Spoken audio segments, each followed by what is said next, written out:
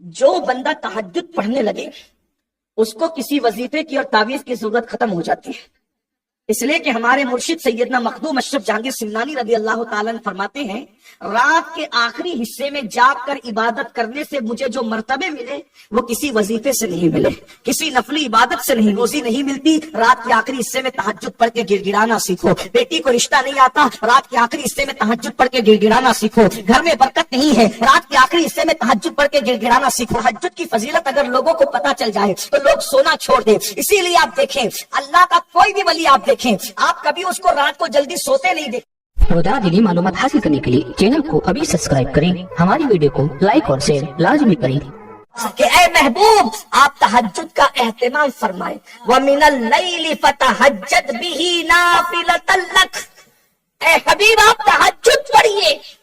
اس سے پتا چلا کہ نبی پر تہجد پڑھنا فرض ہے، ساری امت پر 5 وقت کی نماز ہے اور رسول اللہ پر 6 وقت کی نماز فرض ہے۔ اب ایک بات یہاں، ایک نکتہ یہاں سے سامنے آیا، جو جتنا اللہ کا قریبی ہوگا اس کے لیے عبادت میں اتنی زیادتی ہوگی۔ جو لوگ کہتے ہیں نا کہ ہم پہنچ گئے تو اب ہم پہ نماز نہیں ہے، توجہ، جو کہتے ہیں کہ ہم پہنچ گئے تو ہم پہ نماز نہیں ہے، تو رسول اللہ سے بڑا پہنچا ہوا کون ہے؟ جہاں جبریل کا کی سوچ نہیں جاتی اس سے آگے مصطفیٰ جان رحمت کے قدم جاتے ہیں۔ گنچے جو چٹکے تھے ماں اوہا، دنا کے باغ میں بلبل سدرا تک اس کی بو سے بھی محرم نہیں۔ ارے جہاں کسی کی سوچ نہیں جا سکتی اس سے آگے مصطفیٰ جان رحمت پہنچے ہیں، جہاں حضرت موسیٰ نہیں گئے اس سے آگے مصطفیٰ جان رحمت پہنچے ہیں۔ لیکن جو خدا کی دیدار کے لیے پہنچتا ہے اس پہ 5 وقت نہیں ہے بلکہ اس پر 6 وقت کی ہے، اور بتایا جا رہا ہے جو جتنا پہنچا ہوا ہوگا اس کو اتنی زیادہ عبادت کرنی۔ سبحان اللہ، نعرہ تکبیر، یہ قرآن، نعرہ رسالت، یہ قرآن کہہ رہا ہے۔ اس کا مطلب پہنچے ہوا کی پہچان عبادت۔ وَمِنَ اللَّيْلِ فَتَہَجَّدْ بِهِ نَافِلَةً لَكَ، کہ محبوب تہجد پڑھیے، اس سے ایک تہجد کی فضیلت بھی پتہ چل جائے۔ جو بندہ تہجد پڑھنے لگے اس کو کسی وظیفے کی اور تعویذ کی ضرورت ختم ہو جاتی ہے، اس لیے کہ ہمارے مرشد سیدنا مخدوم اشرف جہانگیر سمنانی رضی اللہ تعالیٰ عنہ فرماتے ہیں، رات کے آخری حصے میں جاگ کر عبادت کرنے سے مجھے جو مرتبے ملے وہ کسی وظیفے سے نہیں ملے، کسی نفلی عبادت سے نہیں ملے، بلکہ ایک جملہ ذہن میں رکھیں، جو رات کے آخری حصے میں جاگ کر عبادت کرنا سیکھ جائے اس کی قسمت کبھی نہیں سو سکتی۔ جو رات کے آخری حصے میں جاگ کے عبادت کرے گا اس کی قسمت ہمیشہ جگتی رہے گی۔ بس میں آپ سے اتنا ہی کہنا چاہتا ہوں، روزی نہیں ملتی، رات کے آخری حصے میں تہجد پڑھ کے گڑ گڑانا سیکھو، بیٹی کو رشتہ نہیں آتا، رات کے آخری حصے میں تہجد پڑھ کے گڑ گڑانا سیکھو، گھر میں برکت نہیں ہے، رات کے آخری حصے میں تہجد پڑھ کے گڑ گڑانا سیکھو، مگر یاد رکھنا تہجد ہمارے لیے نفل ہے اور اسی کی یہ نفل قبول ہوتی ہے جو 5 وقت کی نماز پڑھتا ہے،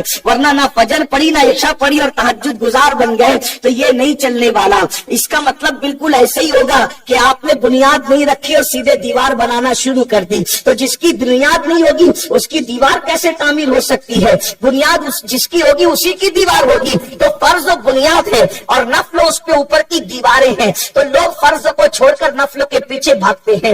بہرحال یہ الگ عنوان ہے۔ تہجد کی فضیلت اگر لوگوں کو پتا چل جائے تو لوگ سونا چھوڑ دیں۔ اسی لیے آپ دیکھیں اللہ کا کوئی بھی ولی آپ دیکھیں، آپ کبھی اس کو رات کو جلدی سوتے نہیں دیکھیں گے، اور اگر وہ رات کو سویا ہے تو رات کے آخری حصے میں آپ اس کو سوتے نہیں دیکھیں گے۔ لیکن افسوس میں اس قوم کو تہجد کی فضیلت بیان کر رہا ہوں جو قوم فجر کی نماز میں آنے کو تیار نہیں ہے۔ یاد رکھو اللہ کے بندو، اگر مقدر جگانا ہے تو اللہ کے لیے جاگنا سیکھو، بس کچھ یاد رہے نہ یہ رہے، یہ بات ضرور یاد رکھو، جو اللہ کے لیے جگتا ہے اللہ اس کی قسمت کو یہاں بھی جگا دے گا وہاں بھی جگا دے گا۔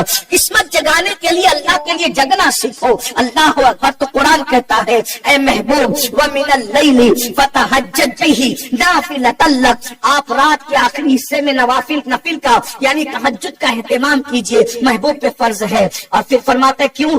عسا बासा रब्बू का मकाम महमूदा, ताकि आपका रब आपको कयामत के दिन मकाम महमूद अता करे। ये मकाम महमूद क्या है? ये किसी नबी को नहीं मिलेगा, ये किसी रसूल को नहीं मिलेगा, ये सिर्फ आमिना के लाल को मिलेगा। अब मकाम महमूद क्या है? ये आखिरत में एक मकाम है, इसकी अलग अलग तशरीह की गई है। मकाम महमूद क्या है? मेरे आका ने कहा ना कि जब अजान सुनो तो अजान का जवाब दो। जो अजान सुन के अजान का जवाब देता है, अगर वो मर्द है, अगर वो औरत है जो अजान सुनकर अजान का जवाब दे, अगर वो औरत है तो अल्लाह उसको 15 लाख नेकी अता फरमाता है और 15 लाख उसके गुनाहों को माफ करता है। और जो अजान सुन करके जो औरत मेरे लिए मकाम महमूद की दुआ करे तो इंशाअल्लाह मैं उसकी शफाअत करके उसका हाथ पकड़कर उसको जन्नत में ले जाऊंगा। तो सहाबा ने कहा हुजूर तो ये तो औरतों के लिए है, मर्दों के लिए क्या है? फरमाया मर्द अगर अजान का जवाब दे तो अल्लाह उसको 30 लाख नेकी अता फरमाए, 30 लाख उसके गुनाहों को माफ करे। और जब वो मेरे लिए मकाम महमूद की दुआ करता है वजबत शफाअती, उस पर मेरी शफाअत वाजिब हो जाती है। मकाम की दुआ क्या है? अल्लाहुम्मा रब्बा हाज़िही दावती ताम्मा वस्सलातिल क़ाइमा आति सय्यदना मुहम्मदनिल वसीलता वल फज़ीला वद्दरजतर रफ़ीआ वबअसहु मक़ामन महमूदा वबअसहु मक़ामन महमूदा वबअसहु मक़ामन महमूदा।